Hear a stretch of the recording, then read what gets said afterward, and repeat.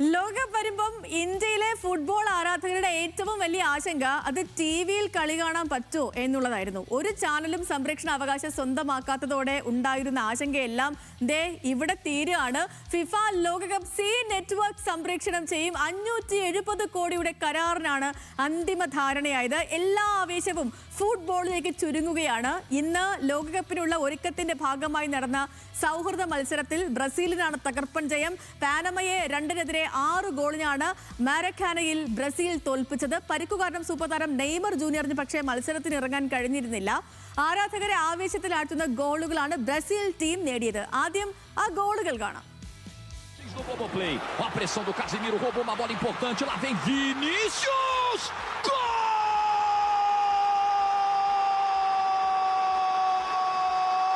Vini vai contra o Amir Murillo.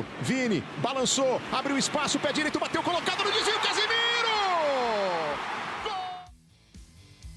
മറ്റു മത്സരങ്ങളിൽ Germany ഫിൻലൻഡിനെ എതിരില്ലാത്ത 4 ഗോളിനും അമേരിക്ക സെനഗലിനെ 2-നെതിരെ 3 ഗോളിനും തോൽപ്പിച്ചു. ഇതിനിടയിൽ ടീമുകൾ ഒന്നൊന്നായി അമേരിക്കയിലേക്ക് വന്നുകൊണ്ടിരിക്കുകയാണ്. ലോക ചാമ്പ്യന്മാരായ അർജന്റീൻ ടീം അമേരിക്കയിലെ കാൻസസ് സിറ്റിയിൽ എത്തിയിട്ടുണ്ട്. രുചീഷ് പി രവീന്ദ്രൻ സ്പോർട്സ് ഡെസ്കിൽ നിന്ന് ചേരുന്നു. Rucheesh P Raveendran, good evening. അങ്ങനെ ആകെ മൊത്തം ലോകകപ്പ് ആവേശമായി, ലോകകപ്പ് എത്തിപ്പോയി. കാരണം ഇപ്പം ആദ്യം നമ്മൾ പറഞ്ഞ പോലെ തന്നെ ഇതിപ്പം എങ്ങനെ എവിടെ കാണാൻ പറ്റും? ഒരു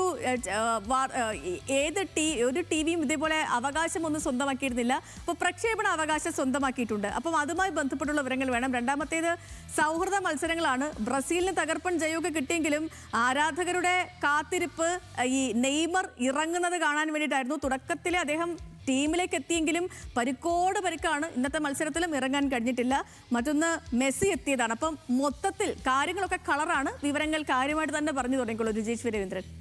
ഗുഡ് ഈവനിങ് സേതുലക്ഷ്മി. എന്തായാലും നമ്മൾ ഈ പറഞ്ഞതുപോലെ തന്നെ ഒരുപാട് കാത്തിരിപ്പാണ്. പ്രത്യേകിച്ച് ഇനി ഒരു 10 ദിവസത്തിനപ്പുറം ലോകകപ്പിലേക്ക് പോകേണ്ടതാണ്. സാധാരണഗതിയിൽ മാസങ്ങൾക്ക് മുൻപേ തന്നെ ഏതെങ്കിലും ഒരു ചാനൽ ഇത് സംപ്രേഷണാവകാശം വാങ്ങുക, അതിനുശേഷം അതിൻ്റെ ഒരു പ്രൊമോ ഒക്കെ സ്ഥിരമായി വന്നതിന് ശേഷമാണ് നമ്മൾ ഈ ലോകകപ്പിൻ്റെ ആവേശത്തിലേക്ക് കടക്കുന്നത്. പക്ഷേ ഇതിപ്പോൾ 10 ദിവസം മാത്രം ഉള്ളപ്പോഴാണ് ഈ ഒരു പ്രഖ്യാപനം എന്നത് സത്യത്തിൽ ഫുട്ബോൾ പ്രേമികളെ അല്പം ആശങ്കപ്പെടുത്തുന്ന ഒരു സംഭവം തന്നെയായിരുന്നു. കാരണം എവിടെയെങ്കിലും കാണുക എന്നതിനപ്പുറം ആ ആവേശത്തിലേക്ക് ഫുട്ബോൾ ആരാധകരെ മൊത്തം കൊണ്ടുപോകുന്നത് കഴിഞ്ഞ ഒരു മാസമായി നടക്കേണ്ട ഒരു പ്രോസസ്സാണ്. പക്ഷെ അത് വൈകി എന്നതാണ് ഏറ്റവും അവസാന ഘട്ടത്തിൽ. അത് വൈകിയെങ്കിൽ കൂടി ഇപ്പോൾ ഒരു പ്രഖ്യാപനം വന്നത് സി എൻ്റർടൈൻമെൻറ്റ് അത് അവരുടെ യുണൈറ്റഡ് സ്പോർട്സ് ചാനലുകൾ വഴി ഇത് സംപ്രേഷണം ചെയ്യും. അതിൽ തന്നെ ഇനി ഏതൊക്കെ ഭാഷയിൽ ഉണ്ടാകും എന്നതൊക്കെ ഇനി അടുത്ത ദിവസങ്ങളിൽ അറിയേണ്ടതാണ്. കാരണം കഴിഞ്ഞ തവണ ഇത് മലയാളത്തിലടക്കമുള്ള പ്രാദേശിക ഭാഷകളിലൊക്കെ അന്ന് ജിയോ ഹോട്ട്സ്റ്റാറിൻ്റെ ഭാഗമായിട്ടുള്ള ഇതായിരുന്നു, വയക്കമിൻ്റെ ഭാഗമൊക്കെ ആയി ആ സംപ്രേഷണമായിരുന്നു ഉണ്ടായിരുന്നത്. പക്ഷേ ഇനി ഇത്തവണ ഏത് രീതിയിലാണ് പ്രാദേശിക ഭാഷകളിൽ ഉണ്ടാകുമോ എന്നതൊക്കെ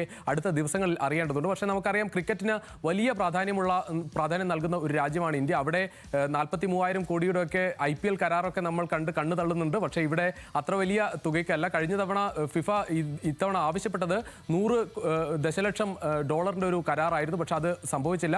60 ദശലക്ഷത്തിലേക്കാണ് ചൈനയിലെ കരാർ പോയത്. ആ തരത്തിലാണ് വലിയ രീതിയിൽ അത് കുറവ് വരുത്തിയപ്പോഴാണ് ഇത്തരത്തിൽ സംപ്രേഷണ തർക്കമൊക്കെ വന്നത്. എന്തായാലും ഏറ്റവും ഒടുവിൽ അത് ചാനലിൽ കാണാം, ഇന്ത്യയിലെ ഫുട്ബോൾ ആരാധകർക്കും ചാനലിൽ കാണാം എന്ന നില വന്നിരിക്കുന്നു. അതോടൊപ്പം നമ്മൾ ഈ പറഞ്ഞതുപോലെ സൗഹൃദ മത്സരങ്ങൾ തുടങ്ങിയിട്ടുണ്ട്. അതിൻ്റെ ആവേശങ്ങളാണ്. ഏറ്റവും പ്രധാനപ്പെട്ട കാര്യം ബ്രസീലിൻ്റെ ഈ വമ്പൻ ജയം തന്നെയാണ്. പ്രത്യേകിച്ച് മാറക്കാനയിലാണ് ഈ ജയം. ഒരുപാട് ആരാധകർ, 10,000-കണക്കിന് ആരാധകരെ കണ്ടുകൊണ്ടാണ്, അവരുടെ മുന്നിലാണ് ഇത്തരത്തിൽ ബ്രസീൽ ഒരു വമ്പൻ ജയം കുറിച്ചിരിക്കുന്നത്. അവരിനി ലോകകപ്പിലേക്ക് പോകുമ്പോൾ അവരുടെ ഒരു ആശങ്ക ഇപ്പോഴും തുടരുന്നു എന്നത് ഈ മത്സരത്തിൽ തന്നെ വ്യക്തമാണ്. കാരണം നെയ്മർ ഇന്ന് ഇറങ്ങിയില്ല. നെയ്മർ പക്ഷേ ടീമിനൊപ്പം ഉണ്ടായിരുന്നു. ടീമിൽ ഇല്ല എങ്കിൽ കൂടി ആ മൈതാനത്ത് സമീപത്ത് നിൽക്കുകയും ആരാധകർക്ക് ഒപ്പമൊക്കെ ആ രീതിയിൽ ചിത്രങ്ങൾ എടുക്കുന്നതൊക്കെ സാമൂഹ്യ മാധ്യമങ്ങളിൽ ഉണ്ട്. എന്തായാലും വലിയ ആവേശം ബ്രസീലിനുണ്ട്. ബ്രസീൽ പ്രത്യേകിച്ച് കാർലോ ആഞ്ചലോട്ടിയെ പരിശീലകനാക്കിയതിന് ശേഷം ആ ടീമിനൊരു ഒത്തിണക്കം വന്നിട്ടുണ്ട്. വലിയ പ്രതീക്ഷയിലാണ് ഇത്തവണ ബ്രസീൽ ഇറങ്ങുന്നത്. അത് വമ്പൻ ജയത്തോടെ തന്നെ ആ തരത്തിൽ സൗഹൃദ മത്സരമെങ്കിൽ കൂടി തുടങ്ങാൻ സാധിച്ചത് ബ്രസീൽ ആരാധകരെ ആവേശത്തിലാഴ്ത്തുന്നുണ്ട്. ഇനി ലോകകപ്പിലേക്ക് വരുമ്പോൾ, ഗ്രൂപ്പ് ഘട്ടത്തിലേക്ക് വരുമ്പോൾ നെയ്മർ ഈ പരിക്ക് പൂർണ്ണമായി മാറി കളിക്കളത്തിലേക്ക് എത്തുമെന്ന പ്രതീക്ഷയാണ് ബ്രസീൽ ടീമിലുള്ളത്. സമാനമായി അർജന്റീനയുടെ കാര്യം പറഞ്ഞാൽ അവിടെ കഴിഞ്ഞ കാലങ്ങളിലൊക്കെ നമ്മൾ മുൻപ് പല ലോകകപ്പിലും കഴിഞ്ഞ ലോകകപ്പിലടക്കം അർജന്റീന വരുമ്പോൾ വലിയ സമ്മർദ്ദത്തിലായിരുന്നു അർജന്റീന ടീം മാത്രമല്ല ആരാധകരും. കാരണം ലോകകപ്പ് കിരീടം 1986 ശേഷം ഒരു ലോകകപ്പ് കിരീടമില്ല. കോപ്പ അമേരിക്ക കിരീടം തന്നെ 2019 അവർ പിന്നീട് വർഷങ്ങൾക്ക് ഇടവേളയ്ക്ക് ശേഷം നേടുന്നത്. അത്തരത്തിൽ ലിയോണൽ മെസ്സിക്ക് ഒരു ലോകകപ്പ് എന്നൊരു ഒരു സ്വപ്നം കണ്ടാണ് കഴിഞ്ഞ തവണ വന്നത്. അത് കഴിഞ്ഞ ലോകകപ്പിൽ സാധിച്ചു. ഇത്തവണ വരുമ്പോൾ അതേ ലോക കിരീടം നേടി കയ്യിലുള്ള 17 താരങ്ങൾ ഈ ടീമിലുമുണ്ട്. ആ ആവേശം അർജന്റീന ആരാധകർക്കുണ്ട്. അതോടൊപ്പം തന്നെ വലിയ സമ്മർദ്ദം എന്തായാലും അവർക്കില്ല. അവരുടെ സംബന്ധിച്ച് ഈ കിരീടം നിലനിർത്തുക എന്ന ഒരു ആവേശമാണ്. ആ തരത്തിലാണ് അവർ ഈ ടൂർണമെന്റിനെ കാണുന്നത്. പക്ഷേ മികച്ച ഒരു താരനിര തന്നെയാണ് ഉള്ളത്. പ്രത്യേകിച്ച് വലിയ മാറ്റങ്ങൾ ഇല്ലാതെ കഴിഞ്ഞ ലോക കിരീടം നേടിയ ടീമിനെ തന്നെ നിലനിർത്തിയിട്ടുണ്ട്. അവർ എസ്ഐയിലായിരുന്നു ആ പരിശീലനം ഉണ്ടായിരുന്നു. അതിനുശേഷം പ്രത്യേക വിമാനത്തിൽ ഇപ്പോൾ കാൻസാസ് സിറ്റിയിലാണ് ഇറങ്ങിയിരിക്കുന്നത്. ഇനി 2 സൗഹൃദ മത്സരങ്ങൾ അർജന്റീനയ്ക്കുണ്ട്. 7-ാം തീയതിയും 10-ാം തീയതിയുമായി 2 മത്സരങ്ങൾ. അതിനുശേഷം 16-ാം തീയതി അൾജീരിയയോടാണ് അർജന്റീന ആദ്യ മത്സരത്തിന് ഇറങ്ങുക. എന്തായാലും ലോകകപ്പിന്റെ ആവേശത്തിലേക്ക് ഫുട്ബോൾ പ്രേമികൾ കടന്നിരിക്കുന്നു. ഓക്കെ.